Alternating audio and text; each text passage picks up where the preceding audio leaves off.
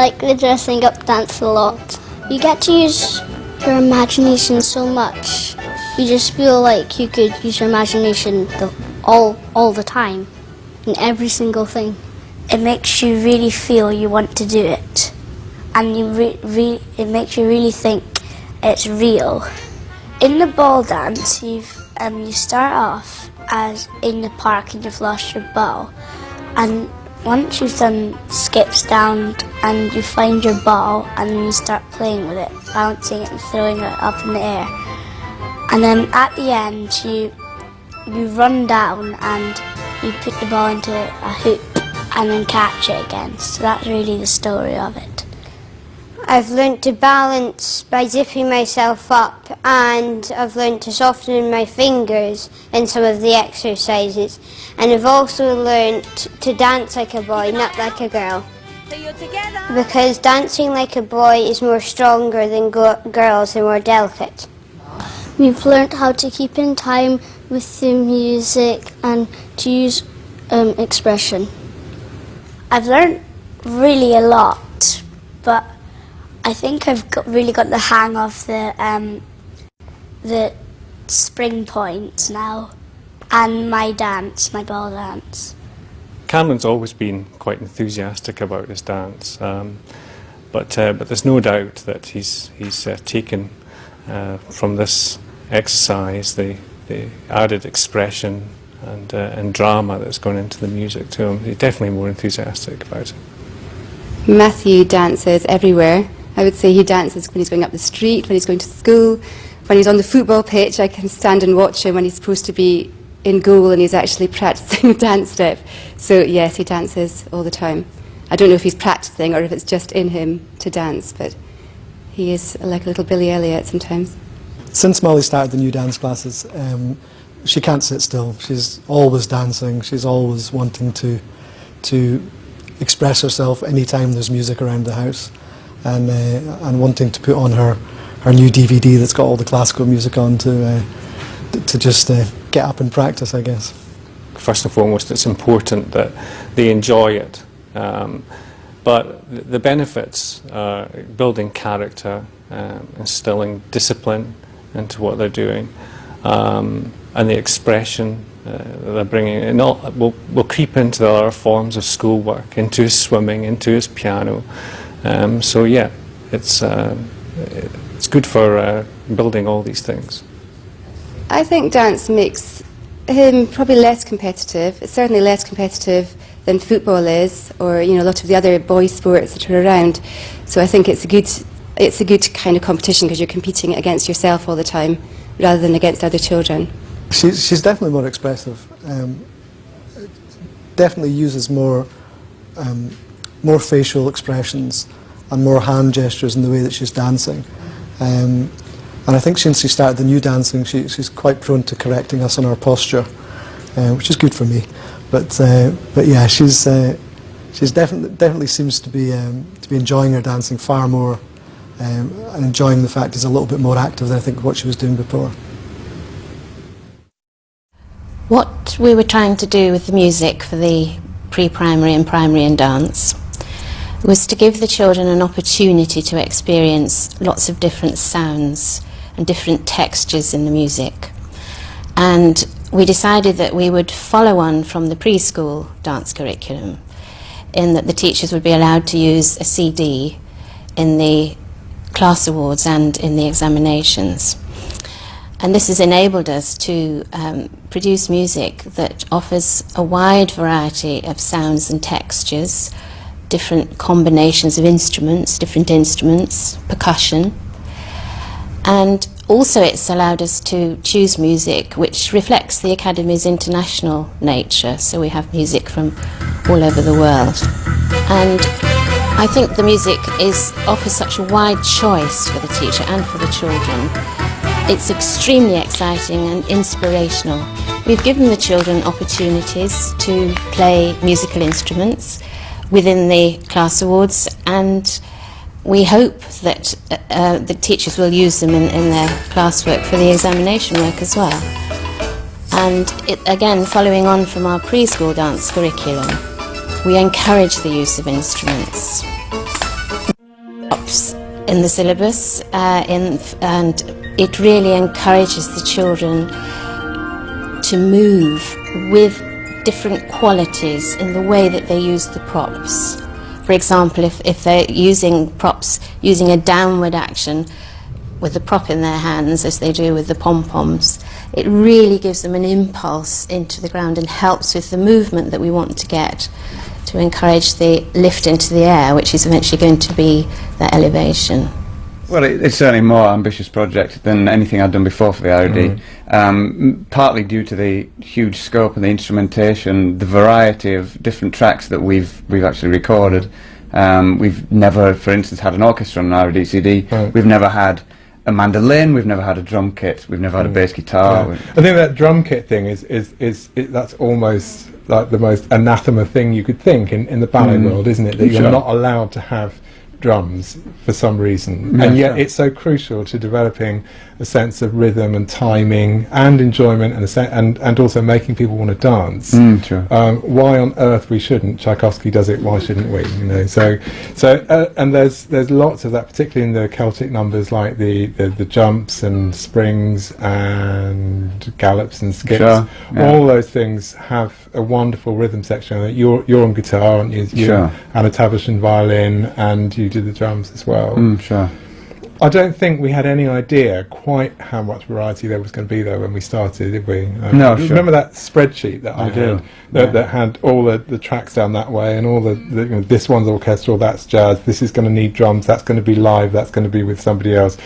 But as the project went on, we kept adding things in, didn't we? We did, yeah. We got a bit more ambitious, didn't we? As things went on, we saw that things were working. Some things didn't work, which we ditched. We saw that some things would make kids want to dance, you know, hugely. You know, not just drums, but percussion. A lot of percussion things we tried. Lots of new instruments. Very quite authentic sounding folk music was something that we dabbled in to start with, and actually it was very successful. And it's so important to me that fact, because so much of ballet music that people think of as classical is actually rooted in those natural or not natural folk dance styles. It's just been played in an orchestra or a piano, and now we're actually putting the thing back, and they can hear what it's like, and they think, oh, that it doesn't sound like ballet music, but actually in a sense it is. There are tracks that sound like an action movie. There's actually that's a good case in point. That was the run and leap in Primary. And we kept having this problem with everyone loved the Bayadere track. What do you put on the other side? Another waltz just sounds like another waltz. It didn't really. We couldn't find anything that quite had the power of that Bayadere thing. And then I think Karen said, well, you know what I use sometimes is I've got this CD of detective or action movie music, and that's how that number came across, and they love it. And you mentioned there's an A side and there's a B side. There's two pieces of music for each exercise. Yeah, and of course that one is probably the most bizarre difference. The one that's Bayadere on one side and James Bond on the other, or James Bond type music on the other. The difference is at first, and our first concept of what alternative meant between one side and the other, or one music and the other, was, compared to how it turned out in the end, it's quite gentle. But you know, if you take an exercise like the arms and head, it's a pizzicato polka full of rubato, expressive timing on one side, and then a mazurka on the other. I mean, you could not get two more metrically, rhythmically, and timingly or temporally different pieces, could you? You couldn't, you know, think in advance that this was going to work. But we tried them out with various students around the world, didn't we? All these exercises, and we did find that actually that worked just as well as having two things that are just in 3/4, exactly the same speed. You know? And what the most exciting thing for me was to see the final DVD and to see how they danced to the music that we created. And it was staggering, I thought. Yeah, it was. The musicality of their response to what we created over the months in the studio was quite extraordinary. Yeah, in both senses. I mean, they had really good a really good sense of rhythm, but then there are other opportunities for a much freer and more sensitive response to differences in timing and sounds and that kind of thing. And both those things are there, which I think is astounding, actually. I really hope that kids all over the world enjoy the fruits of our work for years to come. I hope you enjoy it too. Before designing this work, the panel undertook an extensive period of research. From that, it became clear there were several issues we needed to consider. First was to ensure that we had the best methods and content for this particularly young age group. Second was to ensure we took into account the suitability of the work at particular stages of the child's development. And third was to ensure that we acknowledged the cultural and environmental factors that are relevant to the teaching of ballet today. After considering these issues, we then had three main objectives for the content. 1. To develop movement and dance abilities. 2. To develop expression and creativity. 3. To develop musical sensitivity and appreciation. Having taught the work now for over 2 years, the benefits are obvious. First is their movement skills. The children have better control and coordination and an understanding of their bodies, their kinesthetic awareness, which of course is essential for future higher grades. Next is the cardiovascular strength. Because the syllabus involves more activity, the children are more fit just from participation. Their creativity is also heightened. Because many of the tasks are open-ended, the children are encouraged to explore and experiment with their own movements and ideas. And in fact, they already have a basic understanding of some rudimentary principles of choreography. And you can see this, for example, in the primary warm-up, where the children actually choreograph this themselves. In fact, controlling their creativity can sometimes be a problem, as they often butt into my own creations. Can we do this? Can we do that? Or what about changing this? Last but not least is the pure enjoyment and enthusiasm they have. It's uplifting for a teacher to see, and it's now our job as teachers to ensure this joy of dance is nurtured and developed into future higher grades. Well, from the very start, our pupils were fascinated by the style and the energy of the work, and consequently they produced joy and concentration that they never had before when they were dancing. So that's reflected in every lesson. I find the music really inspiring, and each piece has been chosen with such care, and it complements the exercise so that the children really enjoy performing it.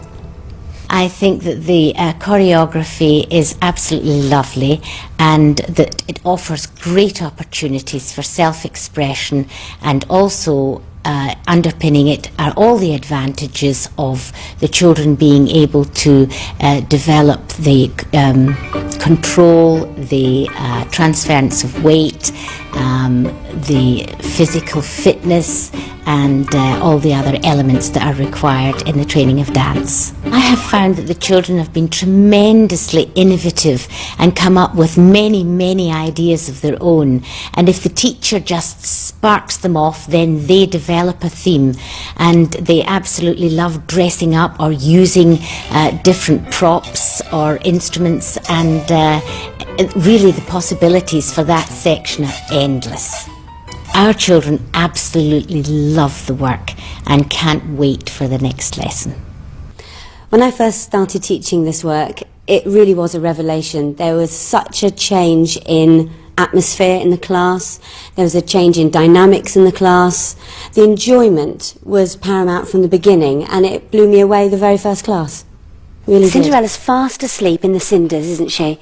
What does she do when she gets up, Sophie? I think my teaching method has changed considerably since I've started teaching the new work, in that it's become much more a creative process with myself and the children and the musician, if you have one.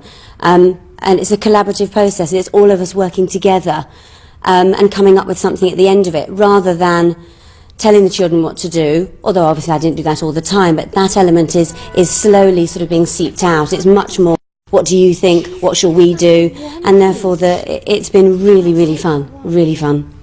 They've gained in confidence, and the slightly quieter ones have come forth because I've given them the opportunity and the chance to say what they think and what they feel about certain things, making choices about what to do rather than always being told what to do, and it made them flower really. It has helped the children remember the exercises because it's not a series of steps, it's not a sequence of steps. We've done it with a storyline or a theme running through it. They haven't had to think about what comes next, they're thinking about what happens next in the story, and that's related to the steps, and they can actually remember huge, long sequences just because it's involved with the story, and that's amazing. And sometimes when I've forgotten what's coming next, children haven't, because they've remembered the story. It's amazing.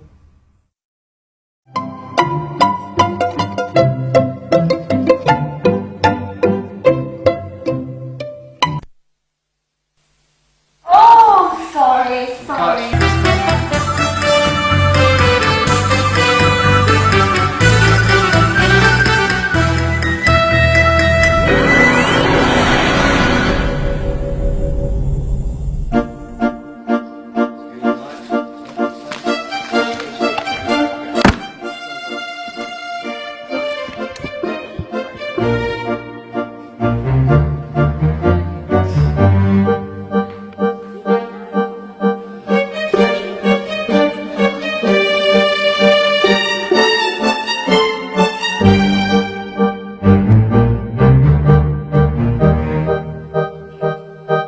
This was a teeny bit.